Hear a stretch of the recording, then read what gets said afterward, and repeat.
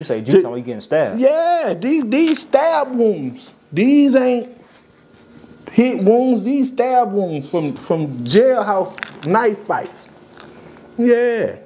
Nigga almost got me to the eye both times. That's where they aim for your eye.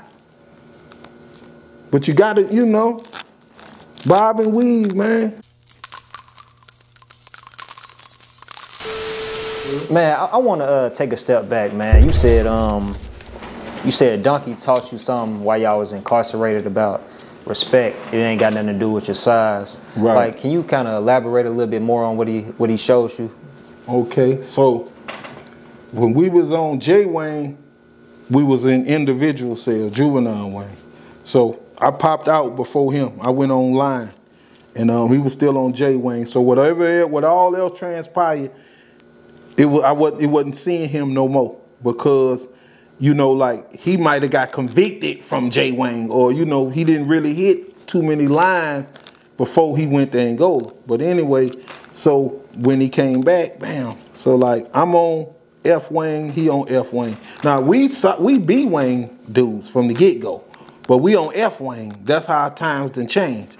So it's like they had one dude, and he was a big old nigga, like a big stupid looking nigga, like a nigga like, you know, you might fight him, but you might well stab him. Fight him for what? You know, because he didn't look like, you know, he wasn't no muscle bound nigga, but he was just a big old nigga, a big bully, you know.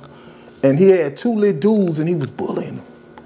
And one of the dudes took a shit, and his shit was the size of a canned good.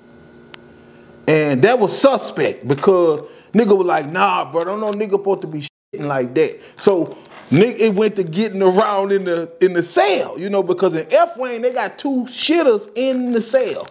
Like when the cell locked, you got to shit right there in one of them shitters in front of everybody else while they by their bunk.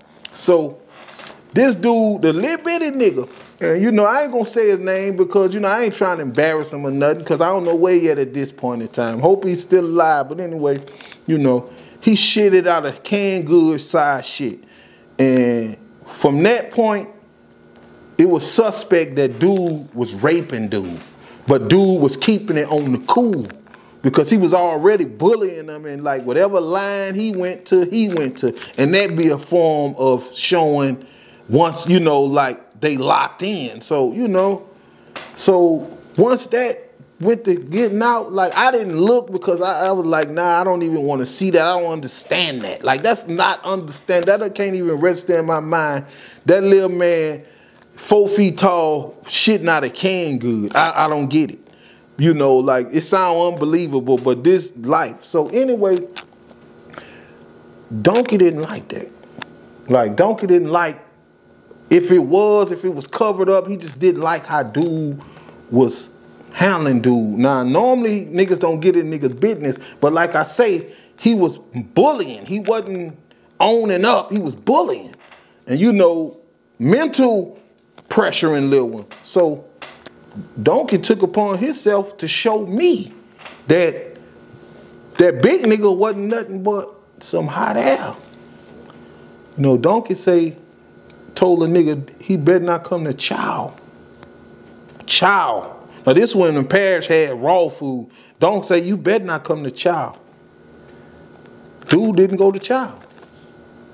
So I'm like, bro, you been over here with me because they like across the hall. He ain't even in. But see how the runarounds made, it's just like you on the same line, but it's just a little space between y'all. You can still reach shit across and all that. And when they bust them open for child, y'all can interact. But you really can't go in nobody else's cell. Not supposed to anyway. You ain't gonna do all that to prove no point unless a nigga done crossed you. So, but when he told a nigga don't go to Chow, bro, and I seen a nigga, I ain't gonna lie, I seen a nigga not too long ago on news for murder. You know, so the nigga still ain't learned. The big dude. Yeah, the big dude from killing some old people at that. So, you know, he really lived up to being a big ignorant bully, you know, and he probably in Angola right now. So, you know, ain't no telling how that's going. But anyway, like he told him, don't come to Chow. And the nigga ain't go to Chow. So I felt some type of way because he been online with me all this time, regulating shit outside of what I got going on. So I'm like, okay, bet. So I'm like, damn, dog, why you ain't go to Chow? And he like, nah, bro, some other bullshit. So Donk like, nah, nigga, you ain't go to Chow because I told you, woo, woo, woo, woo. You know, he brought it on out. Because he can, you know, we can hear from right there to right there. So dude like, no, bro. So, you know, it's just the conversation he had with him and how he handled him and what he told him and how he talked to him and looked him dead in his face, you know, like man to man, and told him he was wrong and he was down bad and this, you know, like Baton Rouge with that type of shit. I don't know what was going on, but he gave dude the business. And dude, after he humbled himself, turned into a real humble soul, he checked out. He got the fuck on down. And, you know, Donk ain't even had to put his hands on him. He just told him, no, I don't fight. You know. And from there, I'm like, damn. And you learn from that I'm in that bitch fighting, getting jugged up, all kind of shit, jugging shit, all type of shit. You say juice on you getting stabbed. Yeah, these stab wounds. These ain't hit wounds, these stab wounds from jailhouse knife fights. Yeah. Nigga almost got me to the eye both times. That's where they aim for your eye.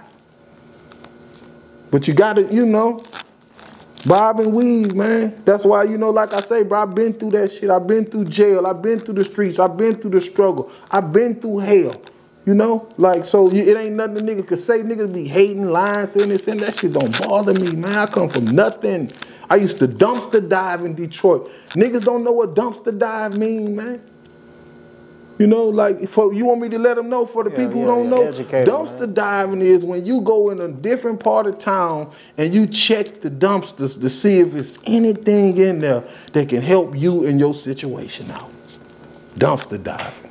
See, in Baton Rouge, they was hitting clotheslines when I made it. So it was like hitting lines.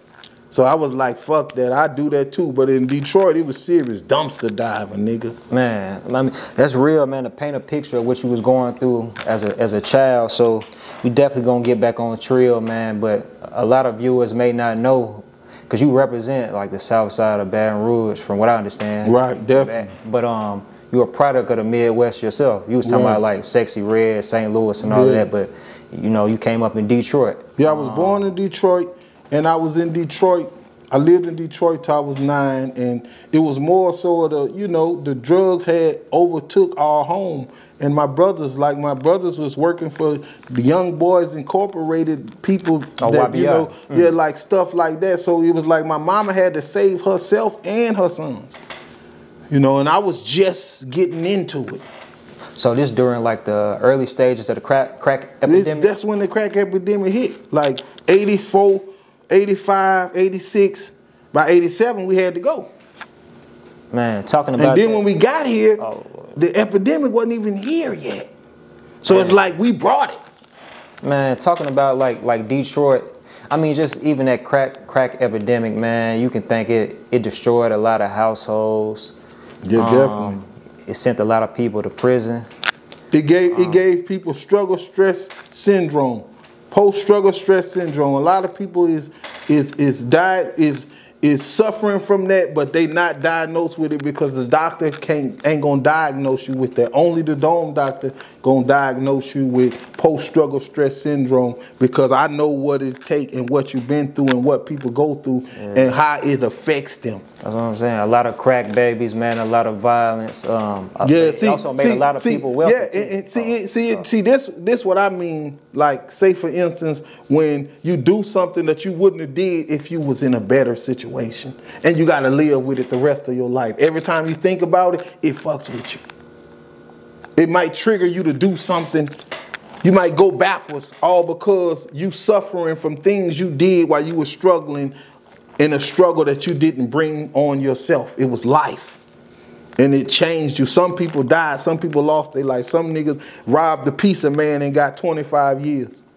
And nigga like me just got away with the pizza and ate it because I was hungry. You know, so it's like, shit. It's definitely a real struggle. Man. Like, I ain't talking about self-made, self-inflicted struggles.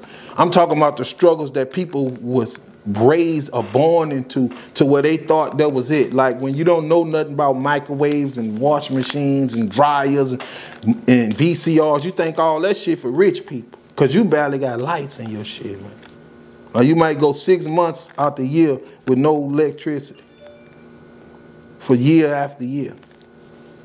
You know, like it's like they don't understand. Like that's enough to drive a person crazy, especially when you're trying to keep living and live out it and get past it and get over it. But the struggle stress, the post-struggle stress syndrome hits you, and you right back in that same struggle.